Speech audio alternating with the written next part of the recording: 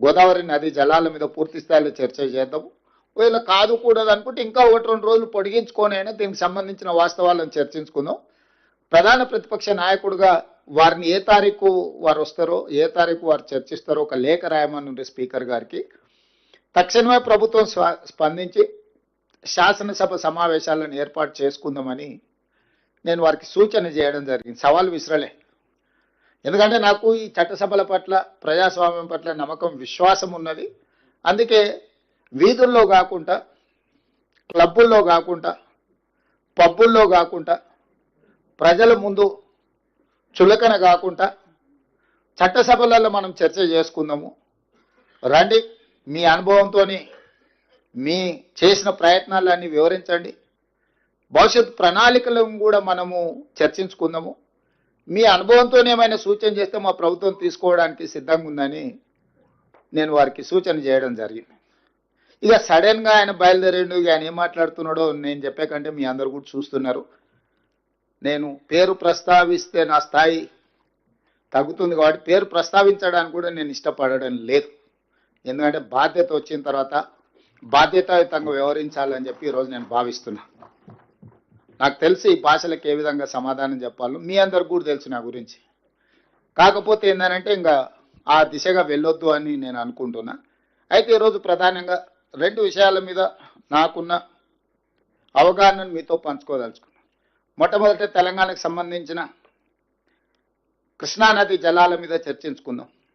చాలా వివరాలు, నీటి కేటాయింపుల విషయం నుంచి ఉమ్మడి రాష్ట్రం, ఆ తర్వాత తెలంగాణ రాష్ట్రంలో నీటి కేటాయింపులు, వినియోగం మీద పెద్దలు ఉత్తమ్ కుమార్ రెడ్డి గారు పూర్తిగా వివరణ మనకు వివరించడం జరిగింది, సమాచారం ఇవ్వడం జరిగింది. వారు కొన్ని అంశాలను ఏవైతే ఇంకా ముందుకు మనం తీసుకెళ్లాలనో ఆ అంశాలను మీ అందరితో నేను పంచుకోదలుచుకున్నాను. ఈరోజు కృష్ణానది జలాల మీద ఆంధ్రప్రదేశ్కి 512, తెలంగాణకు 299 టీఎంసీల నీటి కేటాయింపుల కోసం చంద్రశేఖరరావు గారు 2015లో కావచ్చు, 2020లో కావచ్చు, ఆ తర్వాత కృష్ణా బచావ్ ట్రిబ్యునల్ ఇచ్చినప్పటి వరకు శాశ్వతంగా బ్లాంకెట్గా మంజూరు చేసి వచ్చేసిండు. అది అయిపోయిన తర్వాత వారు బేసిన్లు లేవు, బేసిజాలు లేవు, మీరు గోదావరిలో 3000 టీఎంసీలు సముద్రంలో పోతున్నాయి, మీరు తీసుకెళ్ళండి. కృష్ణా బేసినే కాదు, గోదావరి బేసిన్ నుంచి కృష్ణా బేసిన్, కృష్ణా బేసిన్ నుంచి పెన్నా బేసిన్ వరకు, గ్రేటర్ రాయలసీమ అంటే ప్రకాశం, నెల్లూరు వరకు కూడా మీరు నీళ్లు తీసుకెళ్ళండి. ఎవరేమనుకున్నా, ఎవరికి కడుపు నొప్పి అయినా పర్వాలేదు, రాయలసీమ నేను రతనాల సీమ చేస్తానని వారు స్వయంగా ప్రకటించి, వారే జగన్మోహన్ రెడ్డి గారిని ఇక్కడికి పిలిచి ఆశీర్వదించి వారికి సూచనలు, సలహాలు ఇచ్చి, జీవోలు ఇచ్చి, టెండర్లు చేసి అన్ని రకాలుగా వారికి సహకరించింది. సార్, వారిద్దరి అనుబంధం ఎలాంటిది అయినా అది తెలంగాణకు తీరని నష్టం. వారిద్దరి మధ్యలో ఆప్యాయత ఉండడాన్ని, అనుబంధం పెంచుకుంటే మాకేం అభ్యంతరం లేదు.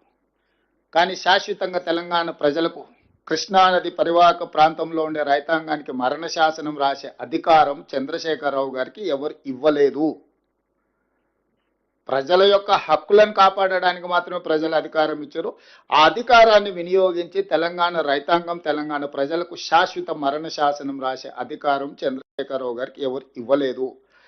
వాస్తవంగా చంద్రశేఖరరావు గారు ఇంకొక విధంగా వాదించినుంటే ఈరోజు హైదరాబాద్ నగరానికి తాగునీళ్లు తెచ్చుకుంటున్నాం కృష్ణానది నుంచి. హైదరాబాద్ నగరంలో ఇతర రాష్ట్రాలతో పాటు ఆంధ్రప్రదేశ్ ప్రజలు కూడా దాదాపు 20% ఉన్నారు. అసలు ఉమ్మడి కోటా నుంచి హైదరాబాద్ నగరానికి తాగునీటి జలాలను సపరేట్ చేసిన తర్వాత మిగిలినవి పరివాహక ప్రాంతం మీద మనం పంపకాలు చేపడదాము అన్నుంటే అది చర్చ ఇంకొకలాగా ఉండేది. ఆ విధంగా వారు ఎప్పుడు చర్చించలే. అదేవిధంగా ఈరోజు ఉన్న ప్రాజెక్టులకు సంబంధించి మనము